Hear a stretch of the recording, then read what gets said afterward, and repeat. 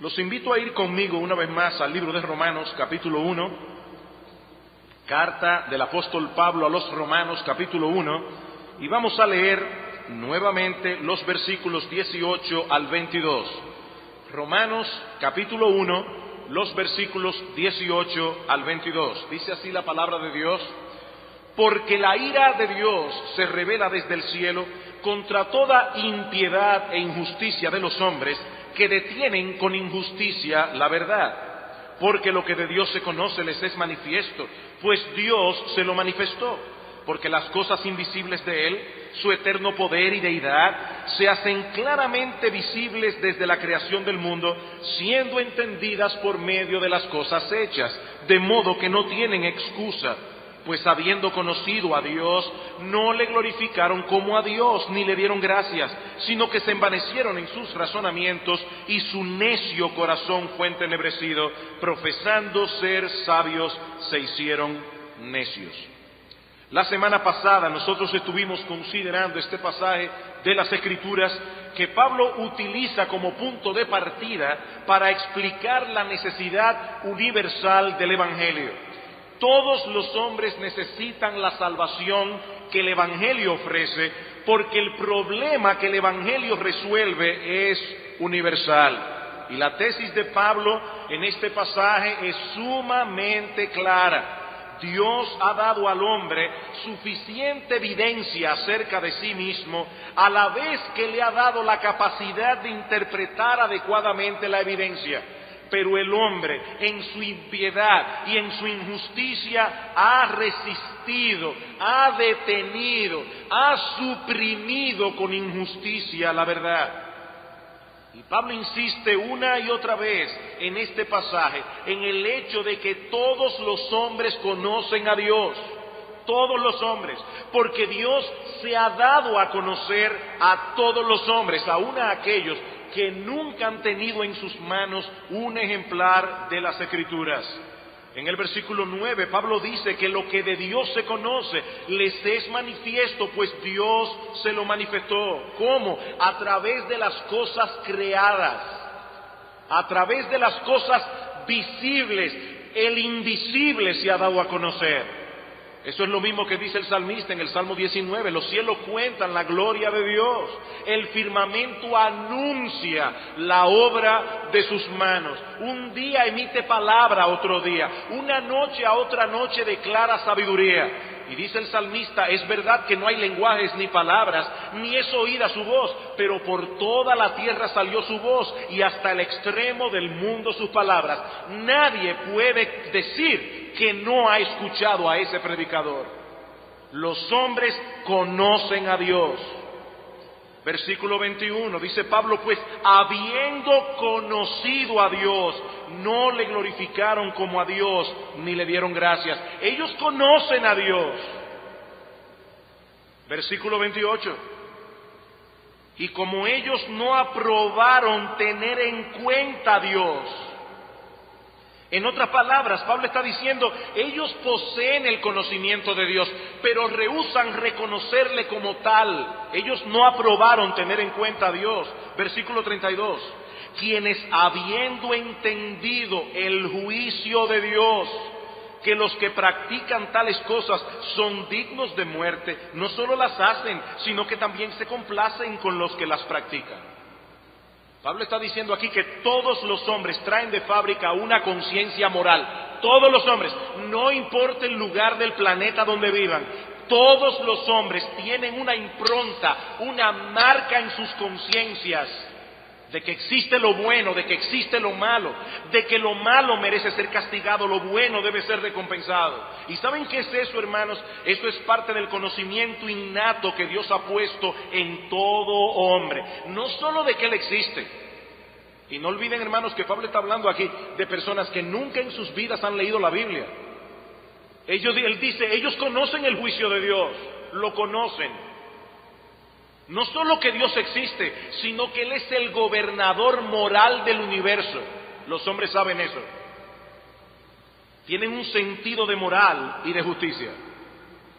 Pero el hombre en su soberbia y en su pecado se opone a ese conocimiento. Le desagrada profundamente la idea de tener que postrarse ante Dios, de tener que reconocer que depende de Dios, y mucho más le desagrada la idea de tener que hacer su voluntad. Habiendo conocido a Dios, no le glorificaron como a Dios, ni le dieron gracias. Y es por eso que en su impiedad y en su injusticia los hombres detienen con injusticia la verdad. Leí recientemente algo que escribió J. Budziszewski. Niños, no traten de aprenderse ese nombre. Budziszewski es un profesor de leyes y de filosofía que en un momento de su vida rechazó la fe de la juventud. Él fue criado como creyente en un hogar cristiano, pero llegó a ser ateo. Y dice él: algunos años después de desertar de la fe cristiana de mi juventud, fui ateo, así que conozco el asunto desde adentro. Claro está, el conocimiento desde dentro no es siempre superior al conocimiento desde fuera. Un drogadicto no entiende mejor su adicción que su doctor, porque él está atrapado en ella. Tampoco recomendamos el suicidio para un mejor entendimiento de lo que es la muerte autoinducida. El entendimiento propio del ateo, dice este autor, tiene una limitante muy similar al autoentendimiento del adicto o de la persona que trata de suicidarse. Él dice aquí en este escrito que el adicto es una persona que está autoengañada. Usted habla con un adicto y dice: no, yo no soy adicto, yo la uso cuando quiero y cuando quiero la dejo. Es una persona engañada. Es lo mismo que un alcohólico. Es muy difícil hacerle ver a un alcohólico que es alcohólico. El adicto está autoengañada, y dice él, el ateo también lo está. Y así como el suicida, que tiene éxito en su empresa, corta toda posibilidad de ser convencido de no suicidarse, así también, dice Budziszewski, el ateo corta todas las avenidas del conocimiento. Él no quiere ser convencido. Es una persona autoengañada. Ahora, ¿qué quiere decir este autor cuando afirma que el ateo está autoengañado? Él sigue diciendo: el autoengaño significa hacerse el tonto. Significa pretender que no sabemos lo que en realidad sí sabemos. Es jugar a que desconocemos lo que en realidad conocemos. Lo que estoy insinuando es que los seres humanos juegan con Dios. Nos mentimos a nosotros mismos. Y una de las cosas acerca de las cuales nos mentimos es sobre nuestro conocimiento de la realidad de Dios. Y aquí él cita el Salmo 14. Dice que inicia con la siguiente observación. Dice: el necio en su corazón no hay Dios. El salmista no llama necio al hombre por pensar que no hay Dios, sino por decírselo a sí mismo, que no hay Dios, aunque en lo profundo de su mente él sabe que no es así.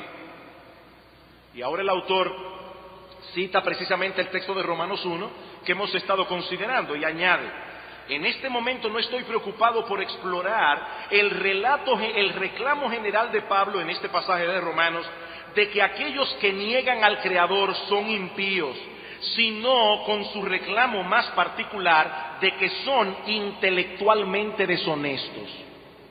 ¿Qué es un ateo? Una persona intelectualmente deshonesta, dice él.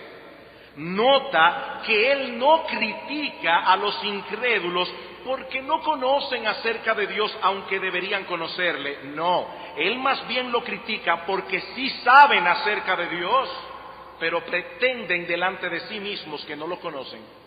De acuerdo a esta postura, de ningún modo somos ignorantes de la realidad de Dios, más bien la suprimimos. Para traducirlo de un modo diferente, la mantenemos bajo la superficie. Tratamos con todas nuestras fuerzas de no conocer esta realidad, aunque no podemos evitar conocerla.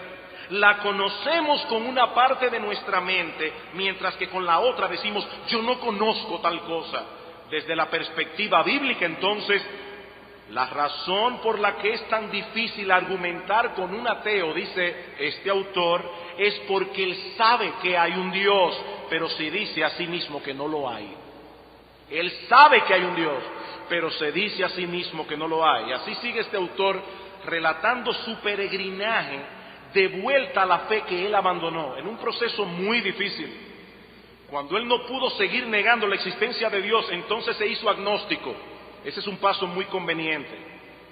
Pero este era un hombre entrenado en filosofía, y él sabía que la posición del agnóstico, aquel que dice, bueno, puede ser que Dios exista, pero Él no puede ser conocido, es filosóficamente insostenible, y él lo sabía. Hasta que finalmente fue vencido para su bien. Ahora, el punto que quiero destacar aquí es lo que él dice acerca de la psicología del ateo. El ateo es un deshonesto, es una persona autoengañada.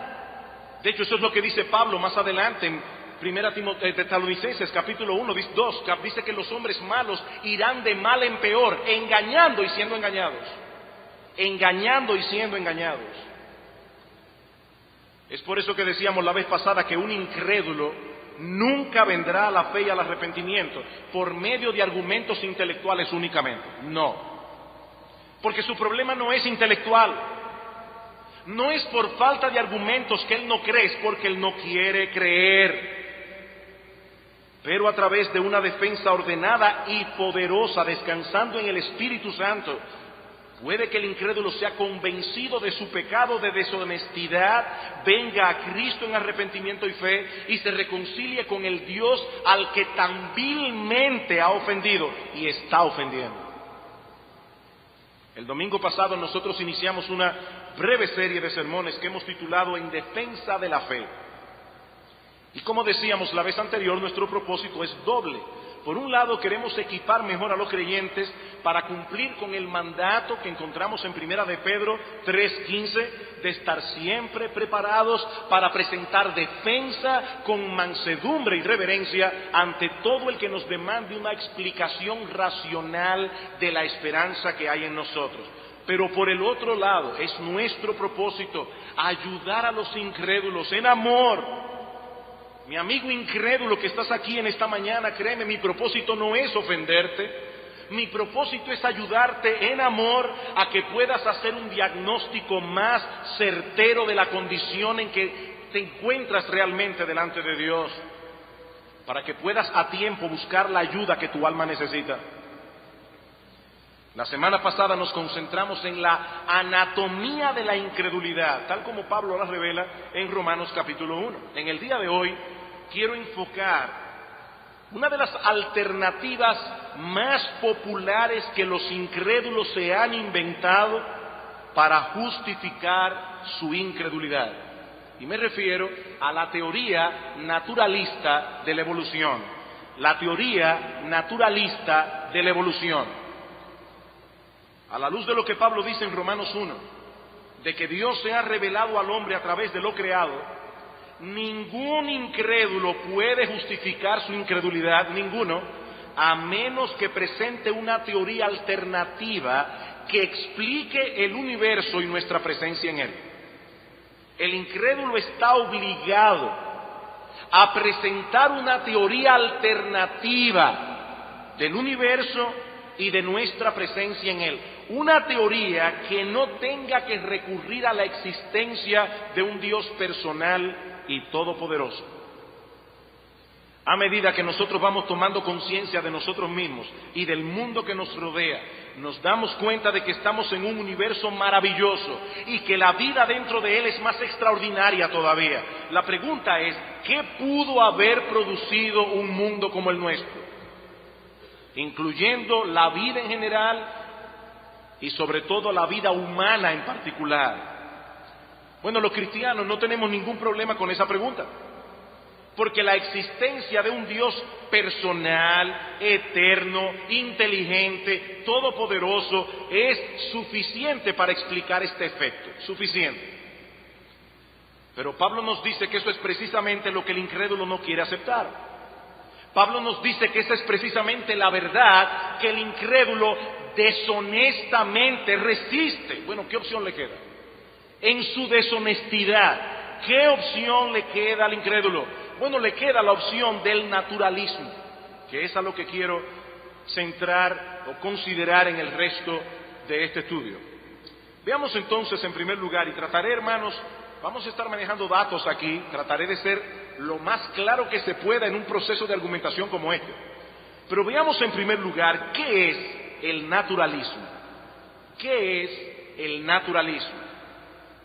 Bueno, el naturalismo es una postura filosófica, noten cómo comienzo, es una postura filosófica, no científica, filosófica, y puedo decir casi religiosa, que afirma que todo cuanto existe puede ser explicado en términos de causas naturales, es decir, sin tener que recurrir a la intervención de ningún agente sobrenatural. Hermano, vamos a suponer que un día tú vas manejando tu carro, te olvidaste de echarle gasolina, no quería pararte en la bomba y te dieron la hora de que cerraran las gasolineras. Y de repente en una esquina el carro hace así, pop, pop, pop, pop, pop, y se te apaga. Bueno, tú como una persona sensata miras el marcador de la gasolina y llegas a la siguiente conclusión científica: me quedé sin gasolina.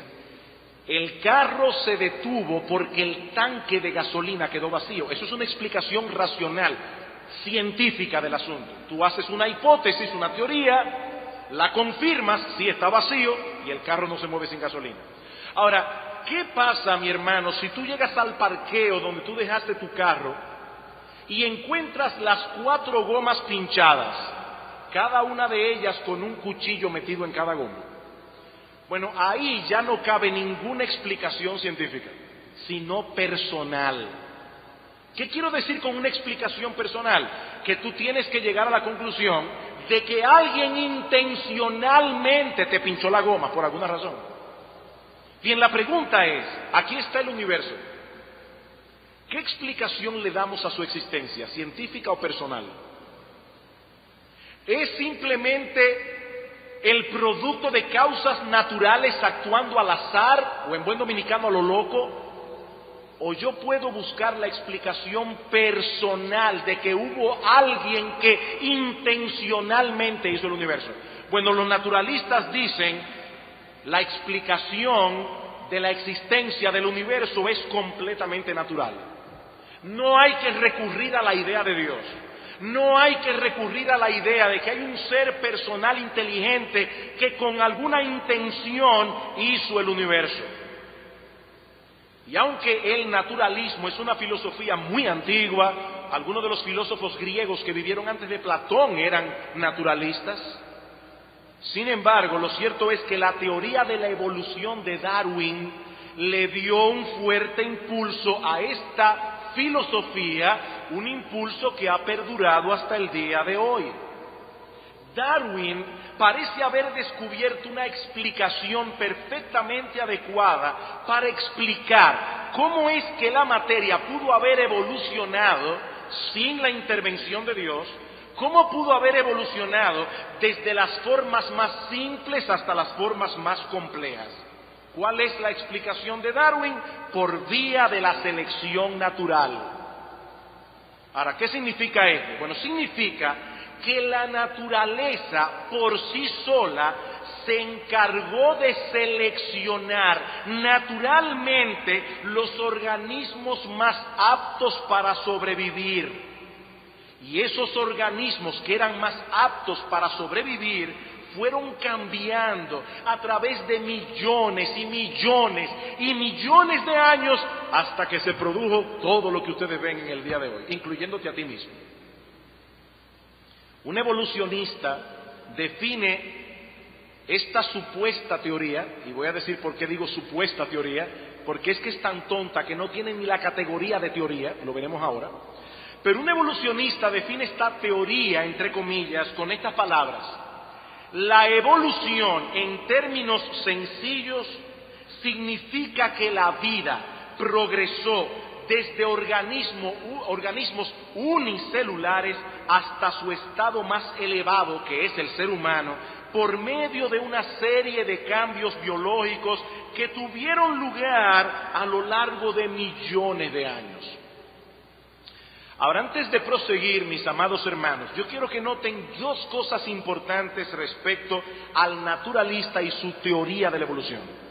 Lo primero es que esta teoría presupone una serie de cosas.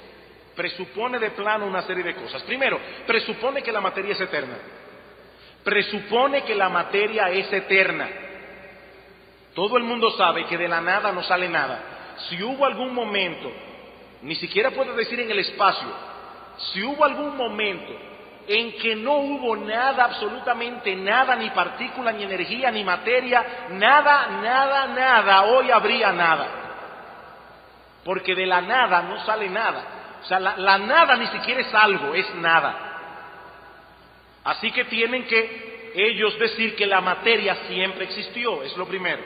En segundo lugar, el evolucionista presupone que esa materia comenzó a evolucionar por sí sola, sin propósito alguno.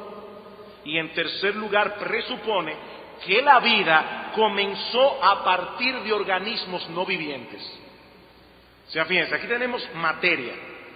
Y de repente, por alguna razón increíble, esa materia comenzó a moverse, ese movimiento produjo cambios, y de esos cambios, un día, de alguna manera, la materia produjo vida. Ahora bien, quiero que noten también que ninguna de esas presuposiciones que son vitales para el evolucionismo, ninguna de estas presuposiciones puede ser probada científicamente, ninguna, y ellos lo saben. Ninguna de estas presuposiciones puede ser probada aplicando el método científico de experimentación. Lo que estoy diciendo, en palabras más simples, es que la evolución es una mera hipótesis y nada más. Una hipótesis. Oigan lo que dice William Beck, es un evolucionista.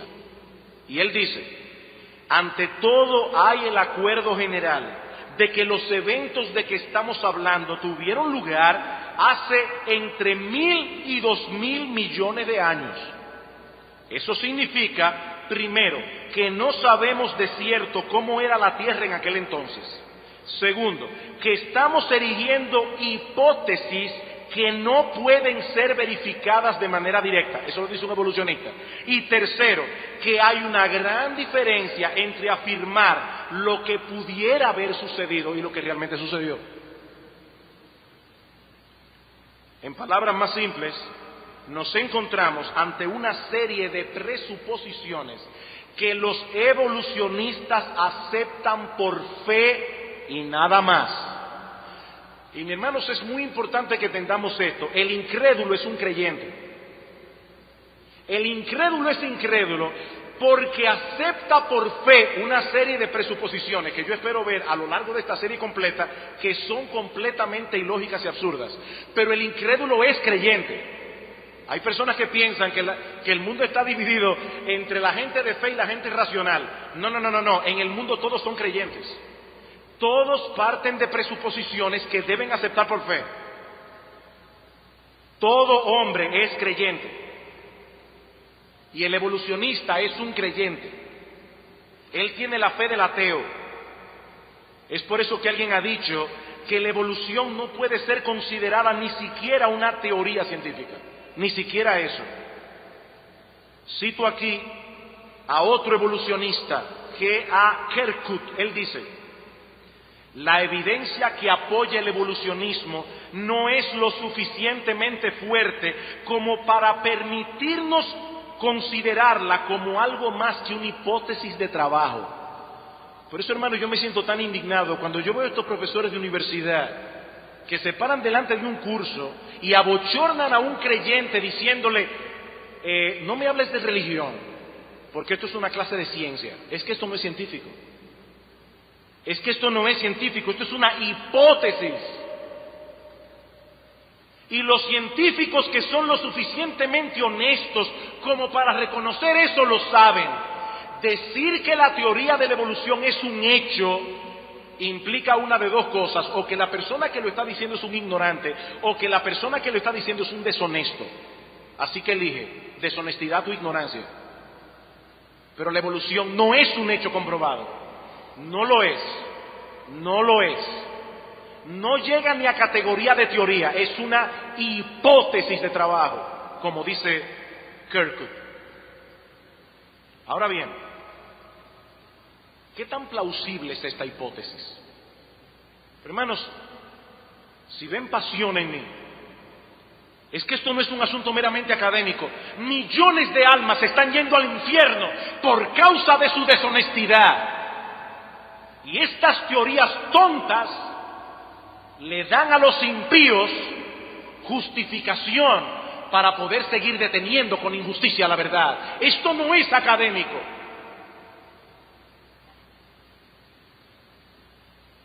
¿Es la evolución tan genial como algunas personas presuponen? ¿Por qué esta teoría es tan popular? ¿Porque se apoya en la ciencia? ¿O porque es un instrumento aparentemente efectivo para detener con injusticia la verdad? ¿Por qué es tan popular? Eso nos lleva a mi segundo encabezado. Hemos visto ya qué es el naturalismo. Veamos ahora en segundo lugar, ¿qué tan plausible es esta teoría? ¿Qué tan plausible es esta teoría? O esta hipótesis de trabajo. Hermanos, es obvio que yo no tengo tiempo para detenerme a considerar una larga lista de argumentos en contra de la evolución, en contra del naturalismo, por lo que tengo necesariamente que concentrarme en 2 o 3 argumentos, 2 o 3. Y el primero de ellos es el que podemos llamar el problema de la complejidad irreducible. El problema de la complejidad irreducible. No se atormenten, se lo voy a explicar ahora. Como hemos visto ya, los evolucionistas nos dicen que todas las cosas que existen evolucionaron desde las formas más simples, unicelulares, hasta las formas más complejas. El problema con esta teoría es el hecho de que un sinnúmero de organismos vivos de la naturaleza parecen poseer lo que el biólogo Michael Behe ha llamado una complejidad irreducible. ¿Y eso qué es? Bueno, al hablar de complejidad irreducible, algo que no se puede reducir, Behe se refiere a determinadas estructuras y funciones fisiológicas de los seres vivos que suelen estar compuestas por varias piezas o etapas que interactúan entre sí, dependiendo unas de otras y contribuyendo entre todas a realizar una función determinada básica. En palabras más simples, si se elimina una sola de esas piezas o de esas etapas, el sistema automáticamente deja de funcionar. Un sistema complejamente irreducible no se puede reducir más, no puede evolucionar poco a poco, porque para que funcione tiene que estar hecho de un tirón exactamente como está hecho, ¿se entiende? Es irreducible. Por ejemplo, Francis Schaeffer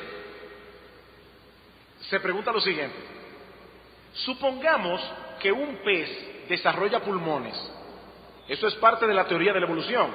Dice que nosotros salimos del agua, hubo un mar primigenio donde fue que esos conjuntos de cosas y factores químicos de repente produjeron la vida. Esa vida en su más mínimo o ínfimo forma comenzó a evolucionar hasta llegar a todo lo que nosotros vemos en el día de hoy. Así que nosotros salimos del mar. La pregunta de Schaeffer es: supongamos que un pez desarrolla pulmones, ¿qué sucedería? ¿Pasaría a la siguiente fase de evolución? Dice, no, se ahogaría. O sea, aquí está este pez evolucionando, ¡pra!, y le sale pulmones. ¿Y cómo se hace ahora? ¿Por qué él está en el mar? Para que un animal acuático se vuelva terrestre, tiene que volverse terrestre de un solo tirón. Eso no puede evolucionar. Eso no puede evolucionar. Y así yo puedo citar un montón de ejemplos. Como bien ha dicho alguien, las cosas vivientes no pueden cambiar poco a poco. Un nuevo órgano por aquí, una nueva extremidad por allá. Ustedes se imaginan cuando el hombre comenzó a evolucionar y evolucionó el estómago, pero no la boca. ¿Cómo se alimentaba? Es que para que un hombre viva tiene que tener todo lo que tiene así mismo, ¡pam!, ya así como está ahora. Es un organismo completamente irreducible, no puede evolucionar poco a poco, hay que hacerlo exactamente como es. Y no solamente el organismo del ser humano, es que todo el sistema de la creación tiene que funcionar así. Ustedes se imaginan que el hombre evoluciona y no hay oxígeno, o hay oxígeno pero no hay nariz. ¿Cómo se hace? No es que tiene que haber oxígeno, nariz, todo al mismo tiempo, es una complejidad irreducible. Sigue diciendo este autor, un organismo es un sistema integrado y cualquier cambio aislado en el sistema es más probable que resulte nocivo en vez de ser útil. ¿Qué le pasa al cuerpo humano cuando un órgano deja de funcionar, que se enferma, no se hace mejor? O cuando le sale algo que no tenía, le salió un tumor y eso es bueno. No, eso es un problema porque el cuerpo humano no está hecho para funcionar así. Si las agallas de un pez empezaran a mutarse en un par de pulmones, sería un desastre, no una ventaja. La única manera de cambiar a un pez en un animal de tierra es transformarlo todo de una vez. No solo los pulmones, sino también cambios coadaptados en el esqueleto, el sistema circulatorio, etcétera, etcétera, etcétera. Hay que hacerlo terrestre de un tirón. Es interesante notar que el mismo Darwin entendió que este argumento destrozaría su teoría. Darwin dice, si pudiera demostrarse que existe algún órgano complejo que de ninguna manera se pudiese haber formado por pequeñas modificaciones numerosas y sucesivas, mi teoría quedaría desbaratada por completo. Bueno, yo le puedo decir a Charles Darwin, mi amigo, tu teoría se desbarató. Cuando Darwin salió con eso en el siglo XIX, muchas cosas no se conocían.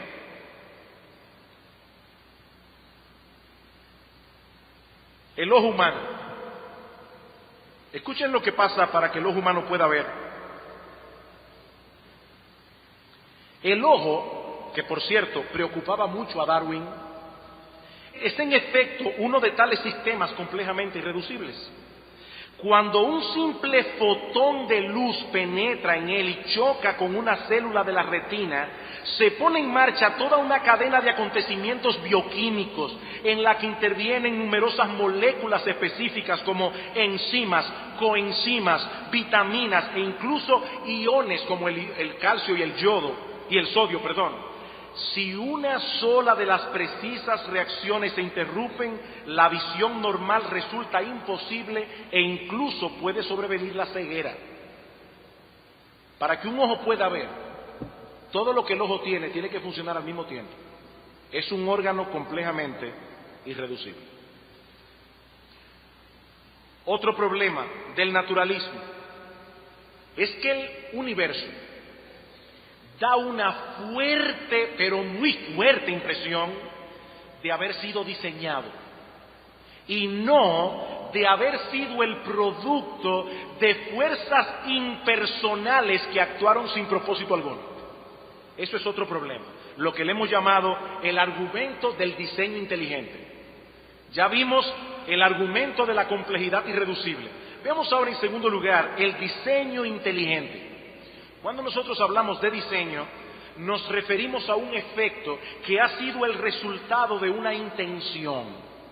O sea, lo opuesto al diseño es la falta de intención, lo que suele denominarse al azar.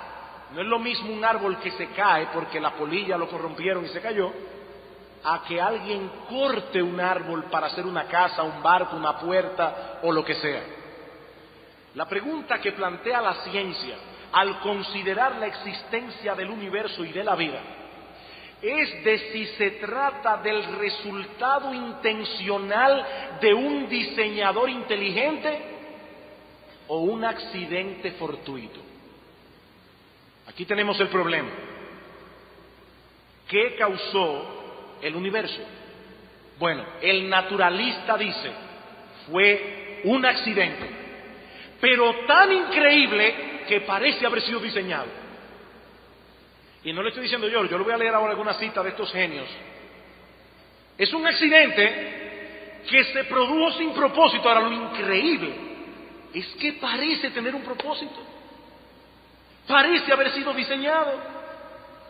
Según el biólogo George Gaylord Simpson, él dice: somos producto de un proceso natural, inconsciente y sin propósito que no nos tenía en mente.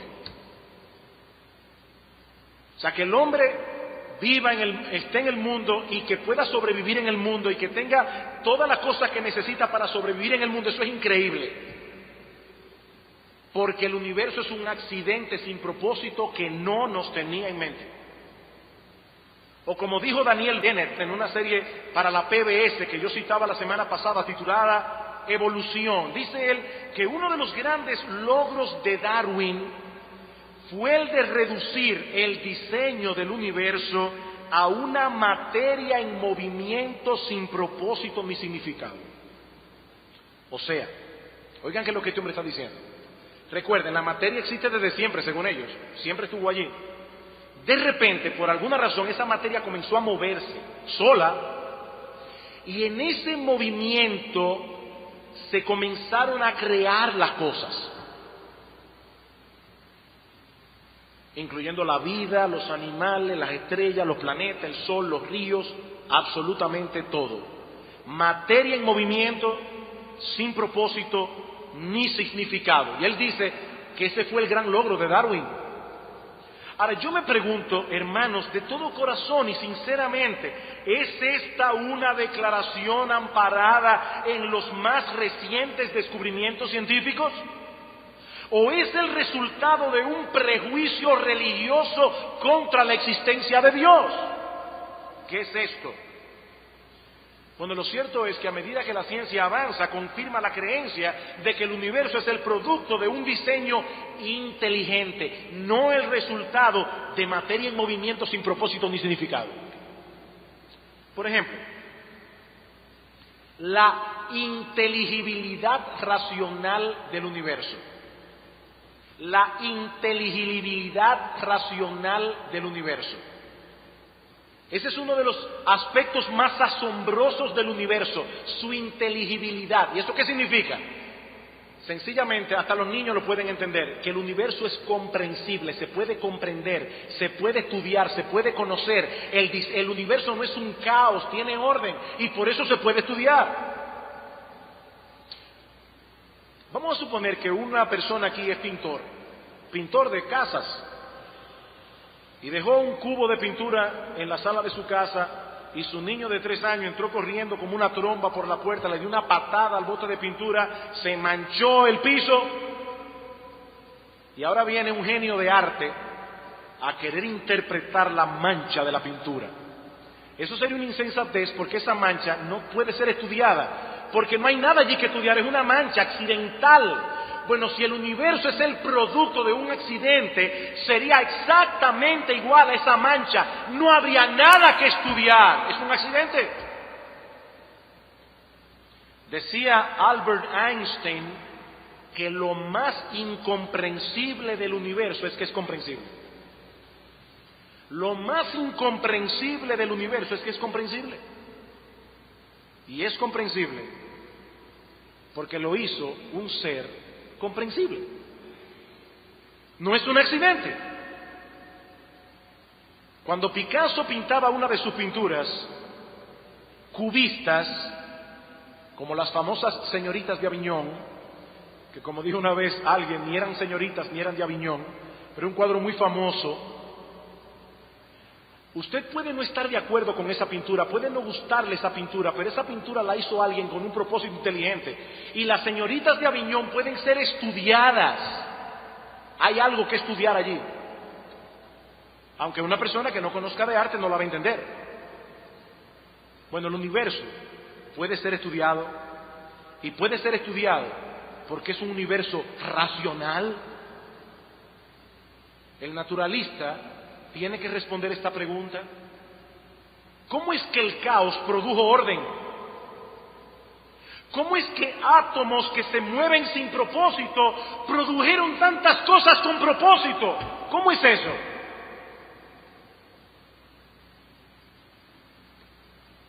Todo parece indicar que el universo es el producto de un diseño inteligente, no de un accidente fortuito. Otro ejemplo que podemos dar de ese diseño inteligente es el principio antrópico.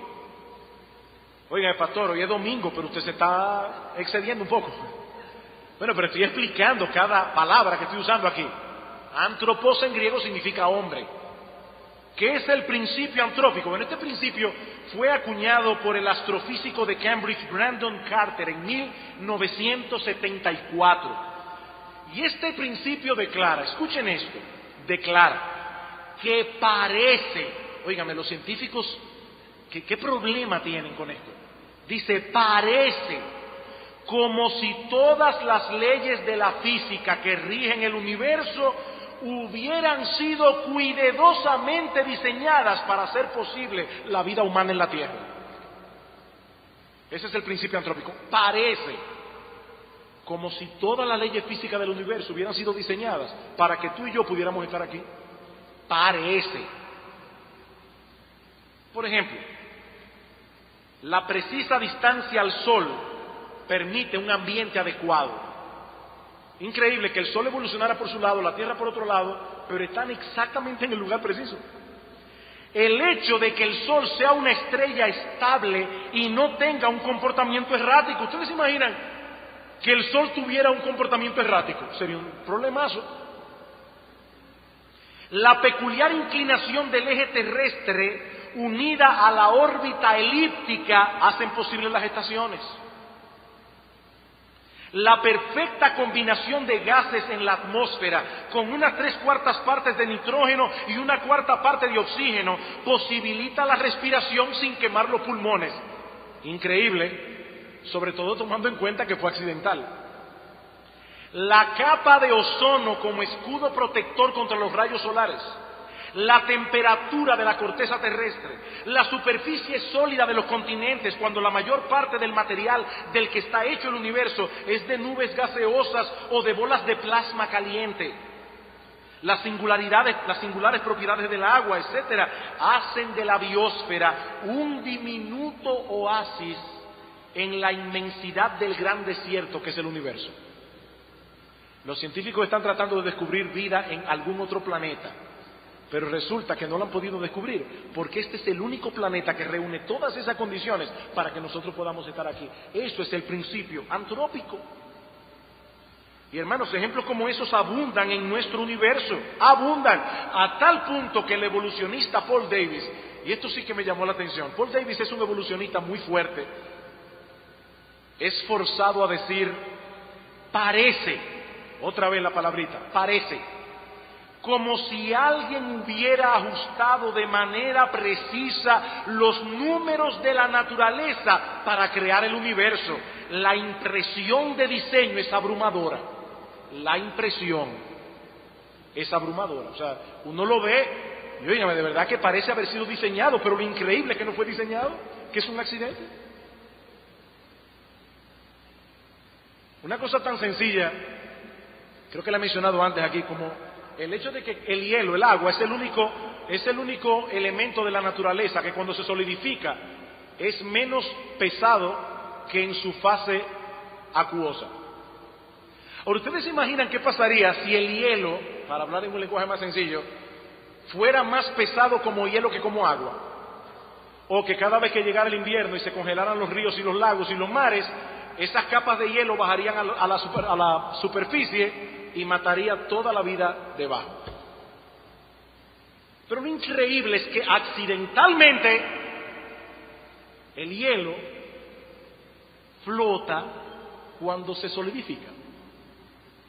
Y aún en el invierno, la vida marina es posible, o en los ríos, o en los lagos. Otro argumento de diseño inteligente, el código genético. Nosotros vimos algo de esto la vez pasada y decíamos que siempre que se habla de información se presupone algún ser inteligente que origina y transmite la información. Siempre. Uno de los problemas que enfrentan los naturalistas es que al estudiar la materia viva, la ciencia ha podido constatar que está llena de información. Llena de información. Y hablábamos del ADN. El ADN es como es como un alfabeto donde las letras se encuentran en una secuencia específica para formar palabras, y esas palabras se encuentran en una secuencia específica para formar, vamos a decir así, oraciones que transmiten información con un mensaje muy preciso, que luego se traduce en los rasgos de la cara, el color de la piel, el tipo de cabello que tú tienes y un largo etcétera. La pregunta es, ¿cómo es que la materia, moviéndose y cambiándose sin propósito alguno, pudo producir tanta información tan compleja y tan precisa? ¿Cómo fue eso?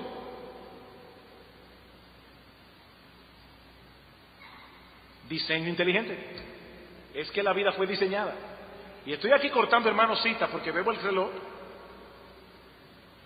Otro problema del naturalismo, ya vimos la complejidad irreducible, ya vimos el diseño inteligente. ¿Y qué del origen de la vida? El origen de la vida. Eso es un gran problema para el naturalista, porque toda la vida que conocemos actualmente se reproduce a partir de otros organismos vivos. Y eso es una cosa tan sencilla que yo estoy seguro que todos los estudiantes que han pasado por la clase de biología saben eso. La vida produce la vida. Eso lo ha demostrado la ciencia hasta la saciedad. Como bien ha dicho alguien, la materia inerte nunca saca copia de sí misma. La vida sí. La vida se regenera, se produce, se reproduce. Es más, la vida tiene la particularidad de que se ensambla sola. Es una máquina muy compleja la vida. Se ensambla sola y se sana sola. Los científicos han querido inventarse alguna máquina que se pueda sustentar sola, que se pueda arreglar sola. No han podido. Bueno, los organismos vivos son así y se reproducen ellos mismos. Dice alguien, la materia inerte nunca saca copia de sí misma por muchos miles de millones de años de tiempo que se le conceda. Dejen este púlpito aquí por 50.000 millones de años. Cuando vengan, bueno, yo creo que no van a encontrar ni púlpito. Y así podríamos citar, hermanos, si tuviéramos el tiempo, muchos otros argumentos en contra de la evolución, como por ejemplo la falta de registro fósil. Darwin decía, óyeme, qué extraño que habiendo evolucionado el mundo yo no encuentre esos registros fósiles, no los hay. Y han habido muchos fraudes, todos esos del hombre de Neandertal, de la famosa Lucy, ahora yo no me acuerdo todos los nombres, el Anthropithecus, etcétera, y un largo etcétera. Muchos de ellos han sido un fraude comprobado. En estos días leí una teoría increíble y dada por un hombre de ciencia como Sir Francis Crick, que ya lo mencioné la semana pasada, le dio el premio Nobel. Él fue que descubrió junto con James Watson la cadena espiral del ADN, un científico muy inteligente. ¿Saben la teoría de Francis Crick para explicar por qué sí hubo una evolución pero no hay registro fósil? Muy sencilla, dice, es que la vida humana o la vida no evolucionó en este planeta, evolucionó en otro. Y allá sí está todo el registro fósil completo, pero no aquí obviamente. Cuando la vida ya llegó a ser tan inteligente, viajaron al planeta Tierra, la plantaron aquí, y por eso es que nosotros no vemos evolución, sino que vemos a la gente y todas las especies tal como eran desde el principio. Ahora, si eso me lo hubiera dicho otra persona, yo digo, mira, qué buena novela de ciencia ficción, pero resulta que es Sir Francis Crick, premio Nobel. Profesando ser sabios se hicieron necios. ¡Necios! Aparte de que esta teoría tiene un problema, y es que la vida, donde evolucionó la vida, tendría que haber sido exactamente igual a este planeta. Cosa que hasta ahora los científicos no han descubierto en ninguna parte. El registro fósil es un problema. El problema de las mutaciones generalmente son dañinas. Y no solamente son dañinas, sino que aún en aquellos casos en que los hombres han manipulado genéticamente algunos animales, y eso lo sabemos, o hasta frutas, para crear frutas mejores o animales que tengan ciertas características, nunca han podido crear una especie diferente de la especie manipulada. En otras palabras, tú puedes hacer un perro más grande, pero sigue siendo perro. Las especies están limitadas. a su propia especie. ¿Saben por qué? Por el ADN. El ADN no permite de ninguna manera que una especie se cambie en otra, no lo permite.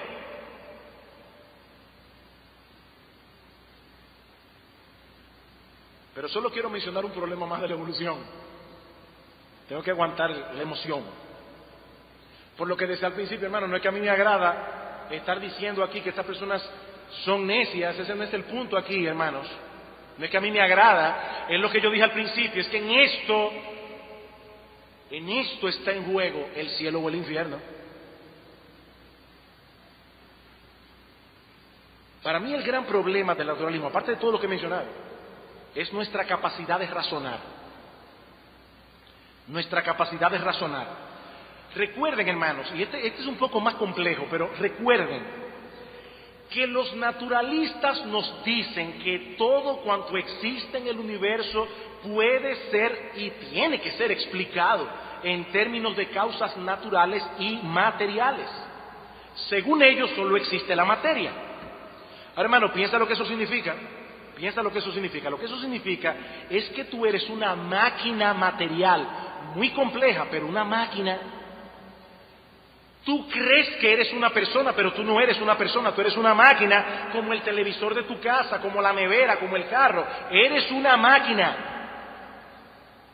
Y ellos no tienen otra opción, porque para nosotros ser persona, teníamos que haber sido creados por otra persona, y eso es lo que ellos niegan. Eso es lo que ellos niegan. Una causa impersonal no explica la personalidad. No la explica, y no le den vuelta porque no la explica. ¿Cuál es el problema que enfrenta el naturalismo? Que no puede explicar cómo es que la materia, y en este caso las neuronas cerebrales, producen pensamientos. El pensamiento es algo real, pero no es tangible, no es material. ¿Cómo es que el hombre puede razonar? ¿Cómo es que ese razonamiento encaja con lo que pasa allá afuera? O sea, yo puedo conocer la realidad que está allá afuera. Bueno, otra vez Sir Francis Crick dice, mira, es difícil, pero eso es una ilusión. Es una ilusión. Tú crees que razonas, tú crees que piensas, pero eso es una ilusión creada por las neuronas cerebrales.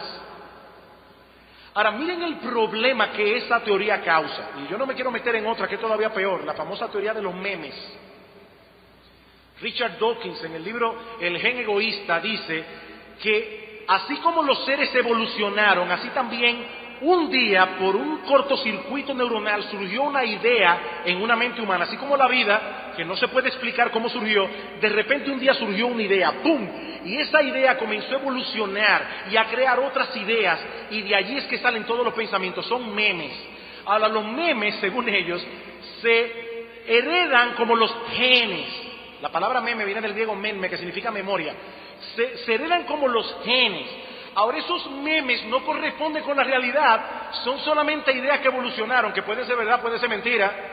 Eso quiere decir que yo no puedo estar seguro de nada de lo que creo, porque lo que yo creo es un meme. Ahora yo le digo a ellos, es que el problema es que entonces eso también es un meme.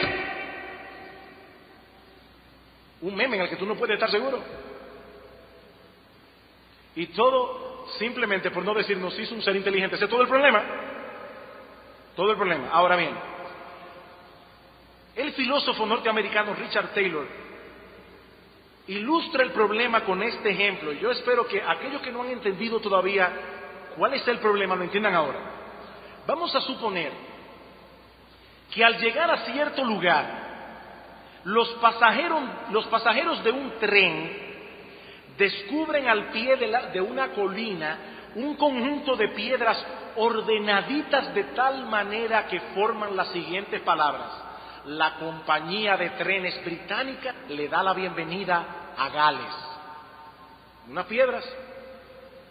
Bien, esa formación rocosa tiene dos explicaciones solamente.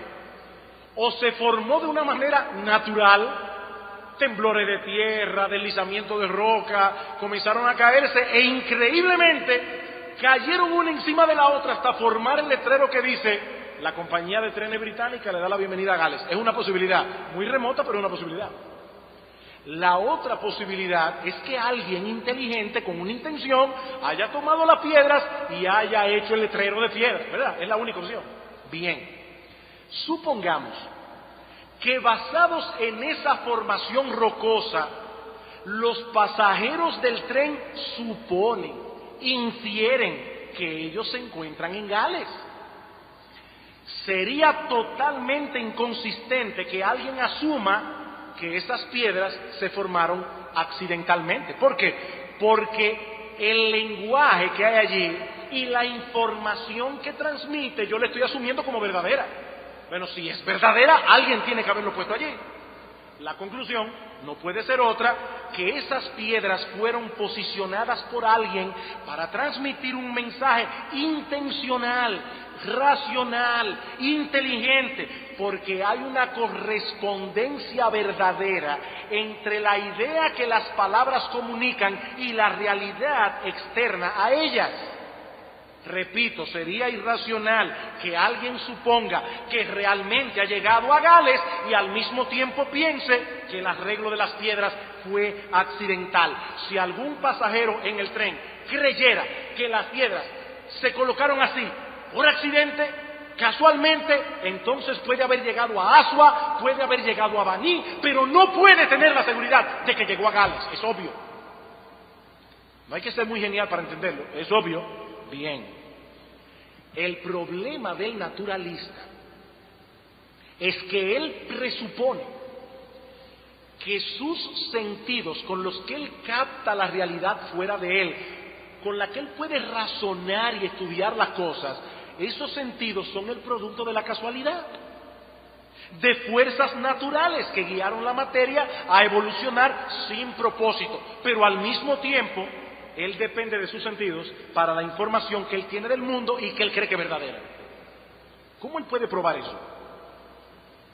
Ronald Nash hace la siguiente observación: los naturalistas parecen estar atrapados en una trampa.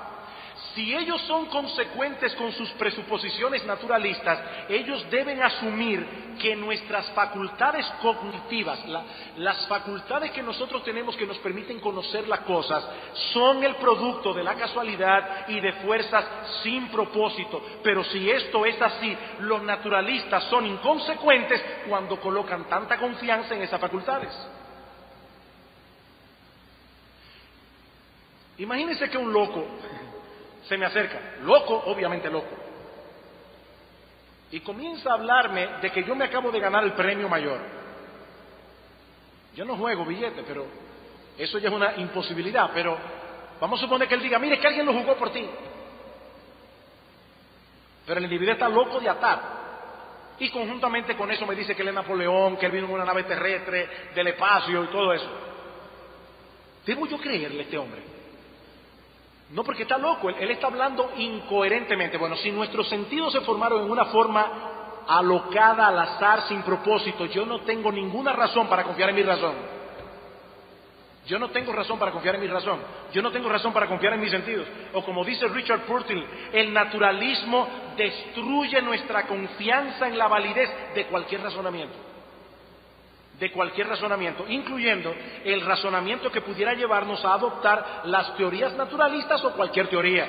Así que las teorías naturalistas son autodestructivas, como el hombre que corta la rama en la que está sentado. Eso es el naturalismo. Cortó la rama en la que estaba sentado.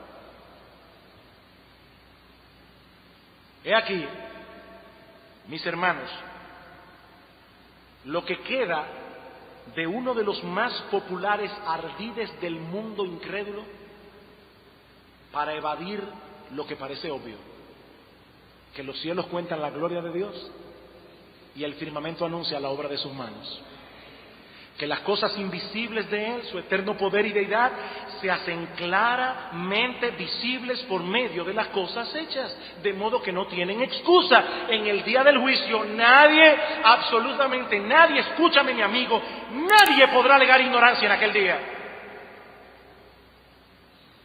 En estos días estaba pensando y entendí por primera vez, en mi vida cristiana entendí por primera vez por qué existe el infierno. ¿Por qué existe el infierno? Ahí está Dios, el Todopoderoso, que ha hecho un mundo claramente diseñado por Él. Y le ha dado al hombre la capacidad de entender eso. Y este hombre en su pecado, en su deshonestidad, en su soberbia, detiene con injusticia la verdad. Y ese Dios es tan misericordioso que envió a su propio Hijo a morir en una cruz por nuestros pecados, incluyendo el pecado de deshonestidad. Y aún así sus criaturas se atreven a ofender y a insultar a Dios en su misma cara. No, yo entiendo por qué existe el infierno. Perfectamente. La incredulidad no es el producto de una inteligencia funcionando racionalmente. No, 1000 veces no. La incredulidad es el producto de un razonamiento pecaminoso que maneja con deshonestidad la evidencia. El incrédulo es un deshonesto y prueba de ello es que él no puede vivir coherentemente con la filosofía que él dice creer. Él no puede. Si es verdad que somos el producto de una evolución casual, entonces la vida ni tiene propósito ni tiene significado, evidentemente. Sin embargo, el incrédulo se pasa la vida entera tratando de encontrar un propósito y un significado, porque en el fondo de su corazón, él sabe que eso que él cree no es verdad, él lo sabe. Es un deshonesto. Pensaba en Sartre en estos días, existencialista, dice, la vida no tiene propósito, pero se inscribe en el Partido Comunista. Dice, no hay moral, no hay justicia. ¿Y para qué te inscribes en el Partido Comunista entonces? Para supuestamente promover la justicia social. ¿Qué justicia social? Si este mundo evolucionó de la casualidad, entonces no tenemos base ni para hablar de moral ni para hablar de justicia.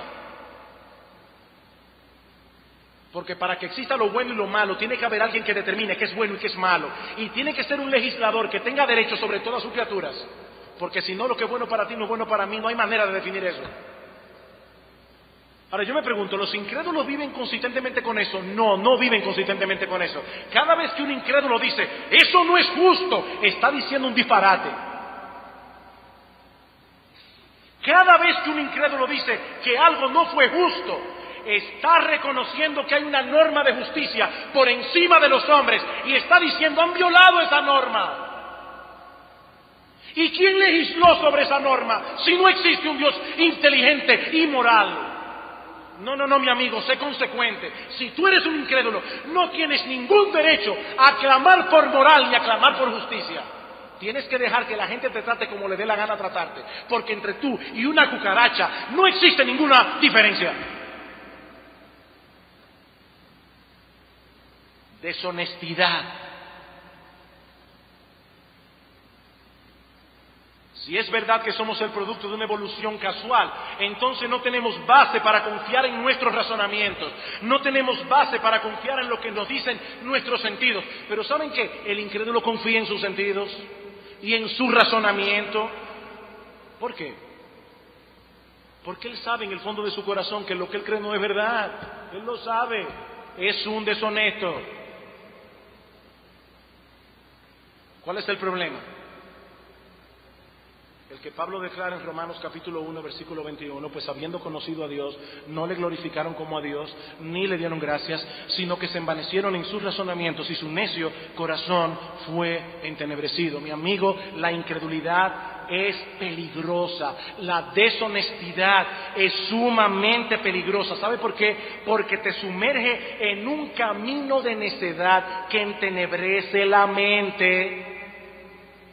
Uno de los problemas del engaño, y no olviden, el incrédulo es una persona autoengañada. Uno de los problemas del engaño es que siempre lleva a otro engaño y a otro y a otro. ¿Ustedes no han visto esa gente que hablan mentira? Que tienen entonces después que inventarse otra mentira y otra mentira y otra mentira. Eso es lo que pasa con el incrédulo. Uno dice, ¿cómo es que una persona inteligente llega a creer una cosa así? es que ha tomado el camino del autoengaño. Es lo que decía Chesterton. El problema del incrédulo no es que no cree, es que es capaz de creer en cualquier cosa. Él está en un camino de engaño, de engaño, de engaño. Es la única manera de poder sobrevivir en este mundo donde la gloria de Dios es evidente en todo lo que Él ha hecho. No hay otra forma. Un incrédulo honesto o se vuelve loco o se convierte. Un incrédulo honesto o se vuelve loco o se convierte. No hay manera de escapar de estas dos opciones. Pero mi amigo, nuestra invitación en esta mañana es que dejes de luchar con lo evidente. Deja de luchar con lo evidente, ríndete ante el Creador, reconcíliate con Él por medio de su Hijo, nuestro Señor Jesucristo. Pablo nos dice en Romanos capítulo 1 que la ira de Dios se revela desde el cielo contra toda impiedad e injusticia de los hombres que detienen con injusticia la verdad. Pero mi amigo, ese es apenas el punto de partida del mensaje del Evangelio. A donde Pablo quiere llevarnos es a la solución ofrecida por Dios, para que ese hombre que merece toda su ira pueda ser salvo. ¿Y sabes, mi amigo, lo que hizo Dios? La segunda persona de la Trinidad se hizo hombre. Y como hombre recibió sobre sí el peso de esa ira que tú mereces por tu deshonestidad y por tu incredulidad. Para que todo aquel que en Él cree no se pierda, mas tenga vida eterna. Mi amigo, el perdón está disponible para ti, gratuitamente por gracia. Y no porque sea barato, sino porque alguien ya pagó su precio hasta el último centavo. Mi amigo, ven a Cristo, confiésale tu indignidad. Confiésale tu deshonestidad. Pídele que te salve, porque las puertas de la salvación siguen abiertas de par en par, mi amigo. Mi amigo, yo te ruego con todo mi corazón, no sigas negando lo evidente, no sigas negando lo evidente, lo que en lo más profundo de tu ser tú sabes que es innegable. El Señor es bueno y misericordioso. Y Él te ofrece hoy por la fe el perdón de todos tus pecados y el don de la vida eterna.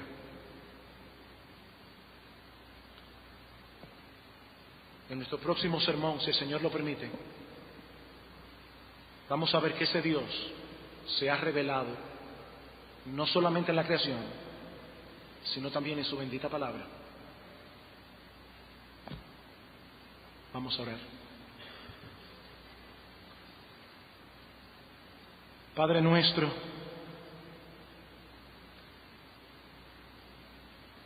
cuán glorioso es tu nombre en toda la tierra.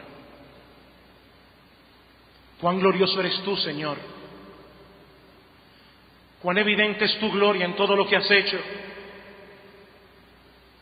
Oh Señor, alabado seas. Alabado seas, bendito Rey. Porque hubo un tiempo en que nosotros también estábamos muertos en nuestros delitos y pecados, un tiempo en que en nuestra deshonestidad también estábamos deteniendo con injusticia la verdad. Gracias, Padre, por haber abierto nuestros ojos. Gracias por haber enviado a tu precioso Hijo a morir por nuestros pecados. Oh, gracias por Cristo. Oh, bendito Rey, ten misericordia de las almas. Señor, no les pagues conforme a sus pecados, sino conforme a la muchedumbre de tus misericordias. Oh Padre, ven con tu Espíritu, Señor, y salva. Obra, oh Dios, por tu palabra. Oh, rescata, Señor, a los que van camino al infierno. Ten misericordia de ellos, Señor.